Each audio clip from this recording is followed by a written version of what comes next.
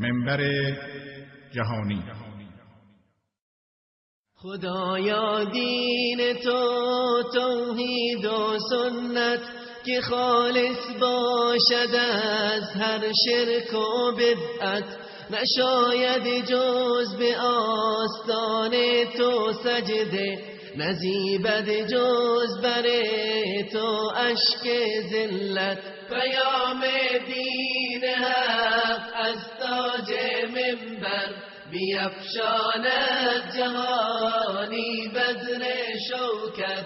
شکست هر بت و هر بت نمایی، نماد عزت دین است و دولت. پیام دین حق از تاج منبر بیفشاند جهانی بدر شوکت. بسم الله الرحمن الرحیم. الحمد لله رب العالمین و الصلاة والسلام علی سید الانبیاء والمرسلین و علی آله و صحبه اجمعین. بینندگان عزیز و گرامی، السلام علیکم و رحمت الله و برکاته.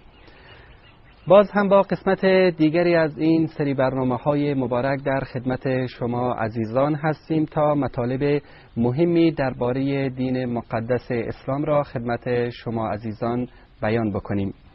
در برنامه امروز می‌خواهیم درباره موازین و ضوابط معامله با مردم خدمت شما عزیزان مطالبی را ارائه کنیم که امیدوار هستیم مفید واقع گردد. الله سبحانه و تعالی پیامبران را برای هدایت بشریت فرستاد که آنها را به راه راست هدایت کنند و قوانین و دستورات الهی را برای آنها برسانند. الله سبحانه و تعالی به شکل خیلی دقیق در کتب آسمانی و خاصتا در قرآن کریم حتی به کوچکترین مسائلی که باید یک مسلمان در مقابل یک مسلمان دیگر آن را در نظر داشته باشد و یا یک مسلمان در مقابل یک انسان دیگر ولو اینکه کافر باشد و دین او نباشد، باید یک سری مسائلی را مورد نظر داشته باشد و پایبند قوانین و اصولی باشد. حقوق و وظایفی که یک مسلمان در مقابل مسلمان دارد در قرآن کریم و در سنت پیامبر بزرگوار اسلام صلی الله علیه و آله و سلم برای ما بیان شده است که یکی از این حقوق سلام دادن در هنگام روبرو شدن با یک مسلمان است که الله سبحانه و تعالی در قرآن کریم می‌فرماید که و اذا حییتم بتحیة فحیوا باحسن منها او ردوها. هرگاه به شما سلام گفته شد در جواب آن کلماتی بهتر گفته شود یا به همان اندازه‌ای که طرف به شما سلام داده است اکتفا شود. در حدیث متفق علیه پیامبر صلی الله علیه و آله و سلم یک سری حقوق و ضوابط دیگری را نیز برای یک مسلمان برای برادر مسلمانش در نظر گرفتند که در حدیث شریف می‌فرمایند که حق المسلم علی المسلم خمس: رد السلام و عیادت المریض و اتباع الجنائز و اجابت الدعوه و تشمیت العاطس. هر مسلمان بر مسلمان دیگر 5 حق دارد. جواب دادن سلام که اگر برادر مسلمان شما به شما سلام داد باید جواب آن را بدهید. عیادت بیمار، اگر که برادر شما مریض شد باید به عیادتش بروید و از حال او بپرسید. و همچنین تشییع جنازه، وقتی که فوت می‌کند باید به جنازه او حاضر شوید. و پذیرفتن دعوت، اگر شما را به مهمانی یا به عروسی دعوت می‌کند باید دعوت او را بپذیرید. همچنین جواب گفتن عدسم از جمله حقوقی است که یک مسلمان بر مسلمان دیگری دارد. یکی از حقوق دیگری که بر هر مسلمان لازم است که آن را بداند حق مشوره دادن به برادر مسلمان در امور خیر است. اگر که برادر شما از شما جویای مشوره در امر خیری شد با او مشوره بکنید و به او نصیحت بکنید و به او مطالب و مسائلی را که لازم هست در این امر در نظر داشته باشد گوشزد نمایید. پیامبر صلی الله علیه و آله و سلم در حدیثی که امام بخاری آن را روایت کردند می‌فرمایند که الدین و نصیحه، دین که هست خیرخواهی است، نصیحت است. از پیامبر صلی الله علیه و آله و سلم سوال شد که خیرخواهی برای چه کسانی؟ ایشان فرمودند که لله و لکتابه و لرسوله و لائمة المسلمین و عامتهم، برای الله، برای کتابه، برای رسولش و برای ائمه مسلمانان و برای توده مردم یا عامه مردم. همچنین یکی از مسائل مهمی که ما باید در معامله با مردم در نظر داشته باشیم این است که هرچه را که برای خود میپسندیم برای برادر مسلمان خود نیز بپسندیم، یعنی خودخواه نباشیم و اگر یک چیزی را برای خود نمیپسندیم باید برای برادر مسلمان خود نپسندیم. به طور مثال نمونه ذکر میکنیم که اگر که دوست ندارید برادر مسلمان شما غیبت شما را بکند، پس شما هم غیبت او را نکنید، و اگر که دوست ندارید که بدگویی شما را کسی بکند، پس شما هم بدگویی کسی را نکنید. این مطلب را پیامبر صلی الله علیه و آله و سلم در حدیث شریف بیان فرمودند که لا یؤمن احدکم حتی یحب لاخیه ما یحب لنفسه و یکره له ما یکره لنفسه. مؤمن بودن به طور کامل و به معنی کلمه منوط بر این است که برای دیگران پسند کنید آنچه را که برای خودتان میپسندید و دوست نداشته باشید برای دیگران آنچه را که برای خودتان دوست ندارید. این حدیث هم حدیثی است متفق علیه که در صحیح بخاری و صحیح مسلم ذکر شده است.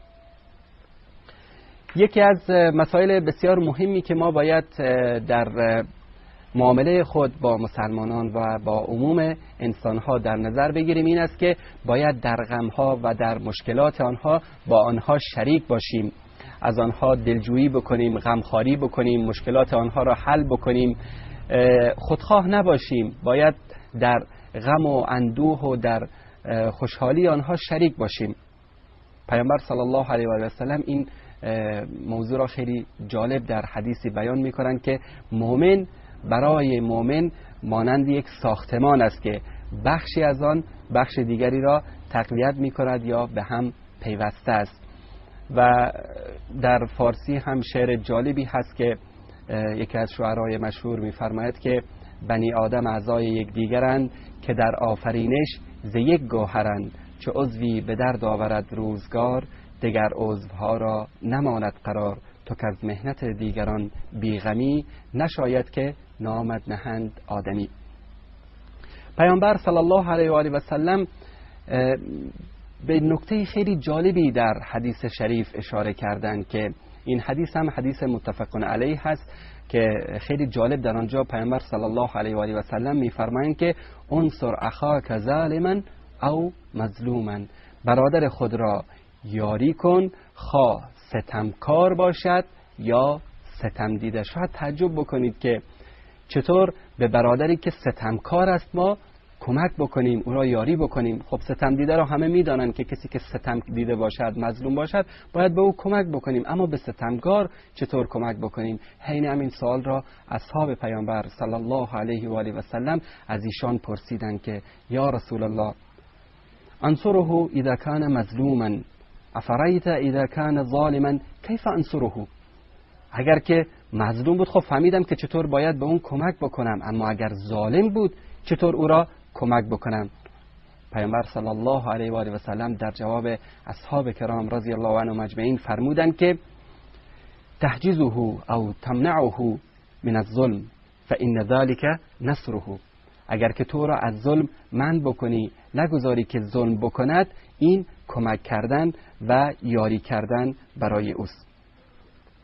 همچنین پیامبر صلی الله علیه و آله و سلم در خطبه‌ای که در حجة الوداع و در عرفات ایراد کردند و در اماکن متعددی بیان کردند که هر مسلمان که مسلمان دیگری را حرمت و آبرویش را بریزد و مسلمان دیگر با او کمک کند، الله سبحانه و تعالی از او ناراض می شود. پس هر مسلمان که مسلمان دیگر حرمت و آبروی او در خطر باشد او را کمک کند، الله در مواردی که او نیاز به کمک داشته باشد او را کمک و یاری می کند. و در حدیث دیگری که امام احمد آن را روایت کردند، پیامبر صلی الله علیه و آله و سلم فرمودند که هر کس از حیثیت و آبروی مسلمان دفاع کند، الله روز قیامت آتش دوزخ را از وی دور خواهد کرد. و همچنین در حدیث دیگری که در صحیح مسلم روایت شده است، پیامبر صلی الله علیه و آله و سلم فرمودند که کل مسلم علی مسلم حرام دمه و ماله و عرضه. هر چیز مسلمان بر مسلمان دیگر حرام هست، خونش، مالش و حیثیت و آبرویش.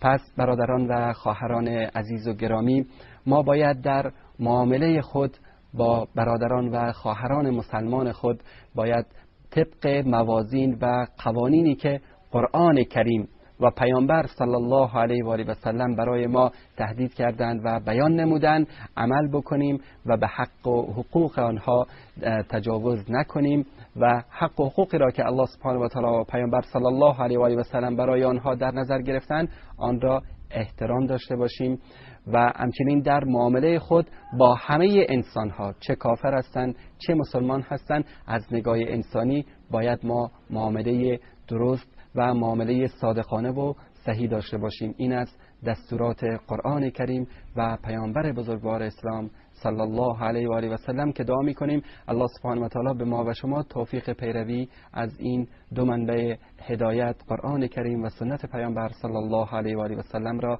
نصیب فرماید. در پناه حفظ الله متعال باشید و السلام علیکم و رحمت الله و برکاته. خدایا دین تو توحید و سنت که خالص باشد از هر شرک و بدعت، نشاید جز به آستان تو سجده، نزیبد جز بر تو اشک ذلت. پیام دین حق از تاج منبر بیفشاند جهانی بزر شوکت، شکست هر بت و هر بت نمایی، نماد عزت دین است و دولت.